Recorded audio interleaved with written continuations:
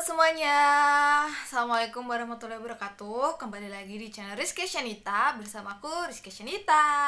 Yeay. Oke, jadi di video kali ini aku mau kasih tips buat teman-teman yang lagi berjuang buat SBMPTN atau UTBK biar kalian bisa lolos UTBK, lolos SBM, sukses UTBK dan lolos SBMPTN kayak gitu. Jadi langsung aja disimak videonya karena kebetulan aku juga dulu pejuang SBMPTN. Semoga tips aku ini atau cara aku yang aku lakukan ini bisa ngebantu teman-teman untuk belajar UTBK. Terlebih lagi buat teman-teman yang nggak bimbel, karena aku dulu juga SBMPTN-nya nggak bimbel. Jadi semoga tips ini berguna. Langsung aja kita mulai. Tips yang pertama yang harus teman-teman persiapkan adalah teman-teman harus tahu materi apa yang akan diujikan. Jadi teman-teman itu harus tahu apa sih materinya yang diujikan. Soalnya aku ada lihat di YouTube bahwa teman-teman itu banyak yang bingung mulai belajarnya dari mana. Nah, teman-teman bingung mulai belajarnya dari mana itu karena teman-teman itu nggak tahu apa yang mau diujikan di SBMPTN nanti. Teman-teman bisa cari di Google, mungkin teman-teman lah ya yang lebih tahu daripada aku, soalnya aku SBMPTN udah beberapa tahun yang lalu dan sekarang pun udah beda. Mungkin teman-teman yang lebih tahu. Nah, teman-teman itu selain bisa cari di Google, teman-teman juga bisa beli buku sukses SBMPTN yang biasanya dijual di toko-toko buku atau di Gramet. Nah, di situ dijelasin kan materinya dan di situ selalu update. Jadi materi apa aja yang bakalan diujikan. Nah, setahu aku itu ada 2 tes ya. Yang pertama itu tes skolastik itu dan satunya tes potensi akademik. Nah, kalau di zamanku dulu itu tesnya itu kayak matematika, bahasa Indonesia, bahasa Inggris dasar, sama kayak semacam ujian psikolog itu, apa sih istilahnya itu, sama besoknya itu TPA-nya. Sebenarnya sama aja, cuma di sini langsung digabung yang TPS sama TPA. Yang TPS itu ya penalaan pengetahuan umum, matematika dasar, bahasa Indonesia sama bahasa Inggris. Nah, yang TPA juga disesuaikan sama jurusan yang teman-teman ambil kan. Yang saintek ya belajarnya biologi, matematika, lagi kimia, fisika, dan yang IPS, geografi, sejarah, dan lain-lain. Itu yang harus teman-teman tahu. Jadi langkah pertama teman-teman harus tahu materi apa yang diujikan, dan kalau bisa teman-teman beli buku biar teman-teman tahu kisi-kisinya itu apa, materinya itu apa aja. Semisal nih di biologi kan materinya banyak banget tuh, ada yang reproduksi, ada juga yang pencernaan, terus habis itu ada yang sistem apa sih yang kayak neuron, neutron, dan lain-lain itulah, aku nggak tahu itu apa namanya istilahnya.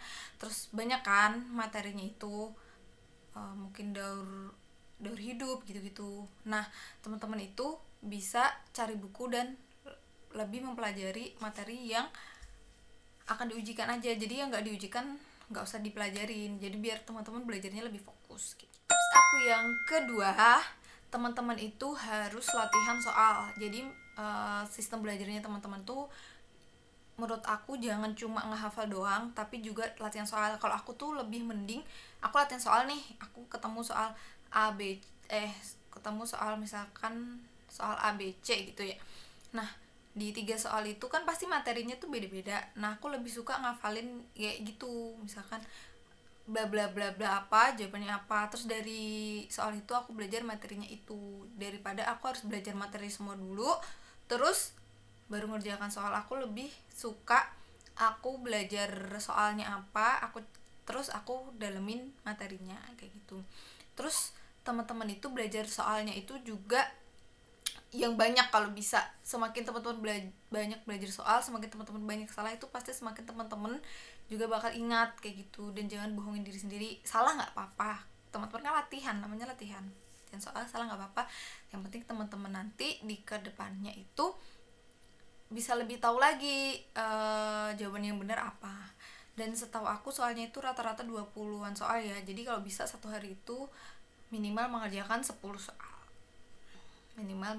soal, biar lebih fasih untuk SBMPTN-nya gitu. gitu. Pokoknya jangan bosen-bosen teman-teman buat latihan soal. Nah, terus saran aku, teman-teman juga bisa belajar latihan soal di YouTube, kayak di channelnya Jerome itu kan banyak tuh, nggak banyak sih, dia ada upload video mengenai pembahasan soal. Nah, misalkan teman-teman nih belajar terus karena nggak bimbel nih ceritanya nih nggak bimbel, teman-teman bisa lihat video itu terus tahu cara penjelasannya gimana, daripada teman-teman cuma baca doang, nggak tahu ini kok bisa kayak gini gimana sih. Kan kadang-kadang kan kita kayak kok ini tiba-tiba gini sih, nggak tahu kan asal usulnya gimana gitu. Aku yang ketiga, atau tips aku yang ketiga, teman-teman try out sendiri.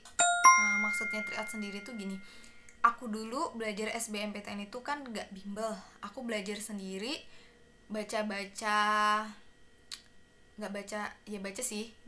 soal lolos SBMPTN gitu-gitu. Terus habis itu aku kerjain latihan soal sendiri, pokoknya aku intinya sendiri. Nah, karena aku nggak sempet try out, akhirnya aku try out sendiri. Gimana caranya? Jadi stopwatch waktu 50 menit dengan jumlah soal yang sesuai. Nah gitu. Terus habis itu nanti gantian yang TPA-nya, misalkan 80 soal dengan waktu 100 menit misalkan kayak gitu. Terus teman-teman tuh stopwatchin, jadi nanti pas stopwatchnya bunyi kan berarti waktunya udah selesai. Nah, dari situ teman-teman tuh tahu kecepatan teman-teman mengerjakan soal kayak gitu. Terus kalau saran aku, teman-teman tuh juga jangan stuck di satu soal. Misalkan nih teman-teman nggak tahu soal A, jangan langsung berkutat di soal A terus, lanjut ke soal lainnya. Kalau nggak bisa, kita ulangi lagi dari soal yang pertama. Yang penting teman-teman itu udah baca soalnya, nggak yang stuck di situ jadi waktunya habis di situ. Dan kalau bisa dimenitin, satu soal itu berapa menit sesuai sama waktu yang diberikan. Aku udah sempet sih cari-cari, cuma aku nggak tahu TPS itu berapa soal, TPA tuh berapa soal gitu. Jadi aku mau ngasih misalkan satu soal 5 menit atau satu soal 7 menit, aku nggak tahu itunya. Jadi daripada salah, mending teman-teman nanti hitung sendiri berapa soal yang akan diujikan, berapa menit yang diwaktukan, dibagi. Nah, rata-rata teman-teman mengerjakan soal itu segitu. Dengan tryout ini, teman-teman tuh tahu kecepatan teman-teman mengerjakan soal. Jadi teman-teman tuh bisa bagi waktunya. Misalkan teman-teman ngerjakan biologi itu lebih cepat daripada ngerjakan kimia, jadi waktu di biologi itu lebih teman-teman sempitin daripada teman-teman harus mengerjakan yang soal-soal kimianya kayak gitu. Itu tips aku yang ketiga. Oh iya, terus enaknya tryout sendiri itu teman-teman kan nanti juga langsung ngoreksi sendiri di kunci jawaban. Biasanya di buku-buku yang SBMPTN itu kan ada latihan soal tryout gitu kan. Nah, itu teman-teman pakai soal yang di sana, terus habis itu teman-teman cocokkan di kunci jawabannya. Terus teman-teman tahu kan skornya teman-teman itu berapa. Nah, dari situ teman-teman tuh tahu, misalkan passing grade di jurusan yang teman-teman minta itu nilainya 500. Nah, ternyata teman-teman tuh masih 470. Jadi teman-teman bisa mengejar 30-annya. Jadi teman-teman nanti pas ujian SBMPTN-nya itu bisa lebih pede lagi karena teman-teman tahu bahwa kemampuan teman-teman tuh bisa segitu. Dan enaknya lagi kalau kita tryout sering-sering tryout sendiri itu kita tahu kemampuan kita. Jadi kita itu bisa, misalkan kita kurang, kita bisa semangat lagi belajarnya, lebih mengejar biar bisa sesuai passing grade-nya kayak gitu. Tips aku yang keempat, teman-teman itu harus baik di manajemen waktu teman-teman. Aku nggak tahu ini ujiannya kapan ya. Kalau misalkan ujiannya itu masih lama, teman-teman bisa satu materi 1 hari. Misalkan nih masih ada waktu 60 hari, ternyata materinya itu setelah digabung TPS, TPA-nya itu ada 60 materi. Teman-teman bisa gunakan waktu 1 hari 1 materi. Jadi teman-teman bisa mempelajari 1 materi itu di 1 hari dengan latihan soal itu. Tapi kalau misalkan waktunya udah mepet, kayak aku dulu, karena waktu aku dulu itu udah mepet banget, aku baru belajar itu antara 1-2 mingguan. Jadi caraku untuk belajar itu, aku belajarnya itu lebih ke misalkan 2 jam di satu mata pelajaran atau 1 jam 1 mata pelajaran kayak gitu. Terus misalkan udah 2 jam aku istirahat, 2 jam istirahat, 2 jam istirahat, 2 jam istirahat, terus di malam harinya aku kerjakan soal. Kalau enggak aku kadang itu sesuai mood aku sih sebenarnya, intinya itu 2 jam itu misalkan IPA, jadi aku belajar materi dan belajar soal yang IPA fisika gitu misalkan, kayak gitu. Jadi kita tuh nggak ngabisin waktu gitu loh untuk ngejar materi doang, tapi kita jangan sampai nggak latihan soal, karena percuma teman-teman ngafalin materinya kalau teman-teman tuh nggak pernah ngelatih diri kita untuk ngerjakan soal gitu. Itu manajemen waktu. Sama itu tadi sih, manajemen waktu itu juga bisa diterapkan untuk teman-teman pas waktu ngerjain soalnya, kayak yang tadi aku udah jelasin di poin tryout itu. Nah, gunanya tryout itu untuk tahu berapa menit kalian bisanya mengerjakan dan berapa menit yang kalian keluarkan di satu soal, misalkan soal biologi atau soal kimia gitu. Jadi teman-teman tuh nggak kehabisan waktu. Soalnya aku dulu itu sempat pas waktu yang materi dasar, kalau nggak salah itu yang bahasa Inggris, aku nggak sempat baca dong guys.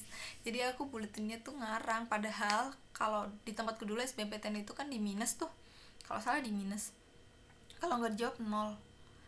Jadi ya alhamdulillahnya sih yang lainnya tuh aku pede banget jadinya lolos kayak gitu.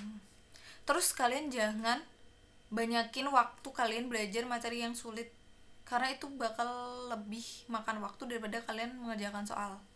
Itu sih saranku. Itu tips aku yang keempat. Tips aku yang kelima, setelah teman-teman ikhtiar, teman-teman jangan lupa berdoa. Itu penting banget. Jadi jangan sampai gara-gara teman-teman itu belajar tekun belajar gitu, terus teman-teman lupa buat sholat, terus lupa minta doa orang tua, lupa sedekah karena teman-teman belajar doang kerjaannya. Jangan sampai kayak gitu, karena ikhtiar tanpa doa itu sama aja bohong. Jadi teman-teman itu jangan lupa ikhtiar, berdoa, minta restu orang tua, sedekah, minta maaf ke teman-teman yang lain kalau misalkan ada salah ke mantan-mantan misalkan guys. Itu juga sangat penting banget. Karena siapa tahu kan kalau misalkan orang masih dendam sama kita, terus dia ngedoain yang gak baik-baik kayak gitu. Apalagi teman-teman yang SMA ini kan lagi remaja-remajanya, lagi seneng-seneng pacaran, ganti-ganti pacar gitu. Siapa tahu pacar kalian ada yang dendam sama kalian, terus kalian gak dimaafin. Jadi jangan lupa minta maaf ke orang-orang juga ya.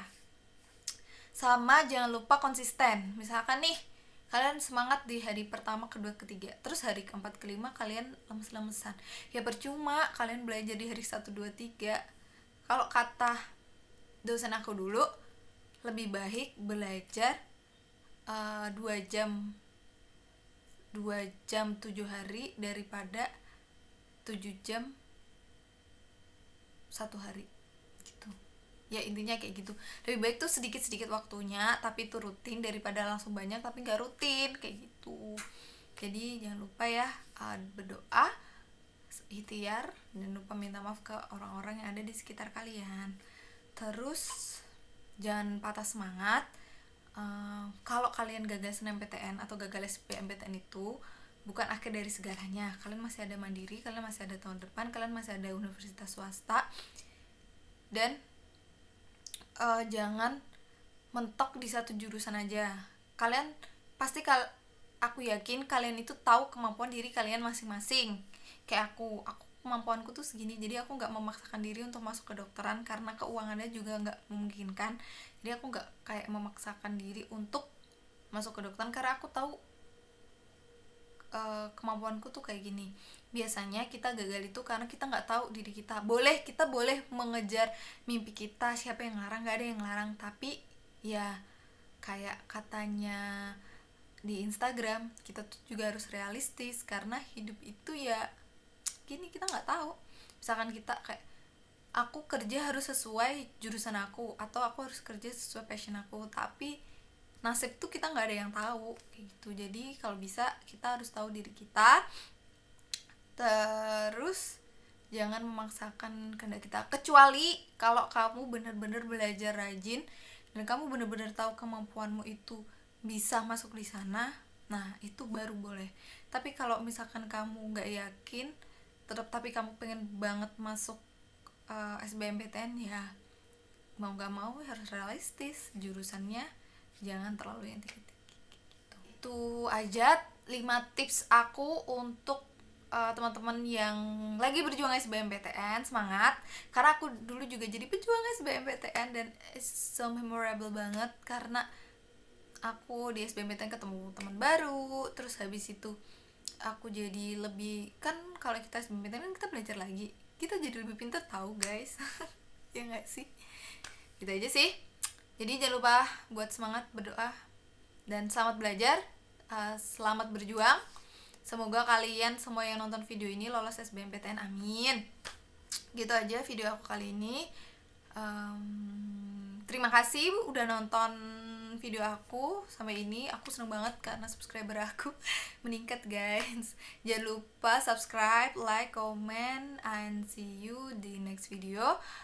Assalamualaikum warahmatullahi wabarakatuh. Dadah.